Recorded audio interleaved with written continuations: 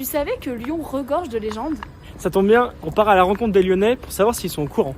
Est-ce que vous connaissez des légendes de Lyon? Pas du tout. Non. Des légendes de Lyon.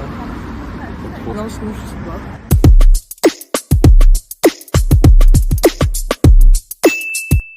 pas. Hey, salut.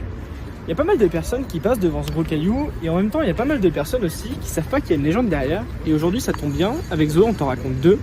C'est parti. La légende du gros caillou, elle prend place au Moyen-Âge et elle raconte l'histoire d'un huissier qui expulse une famille de canuts parce qu'elle n'a pas payé son loyer et tout ça en plein hiver.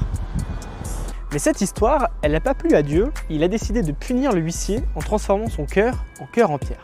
Ce cœur si lourd, il chute et l'huissier est condamné à le transporter tout autour de Lyon à la recherche d'une personne qui a le cœur encore plus dur que lui. Mais il n'arrive pas à trouver plus méchant que lui, alors il remonte les pentes de Croix-Rousse et dépose son cœur ici.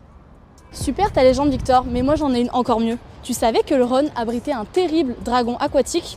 Non? Allez, je t'explique.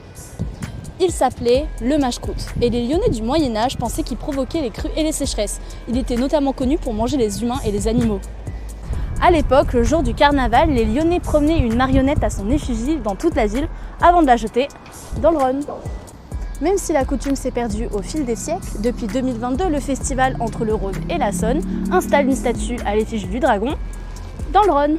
Si ça vous a plu, n'hésitez pas à checker notre site internet Fragment by ISCPA, il y a d'autres légendes qui sont disponibles. Et surtout, n'hésitez pas à nous dire en commentaire si vous connaissez d'autres légendes sur la ville de Lyon.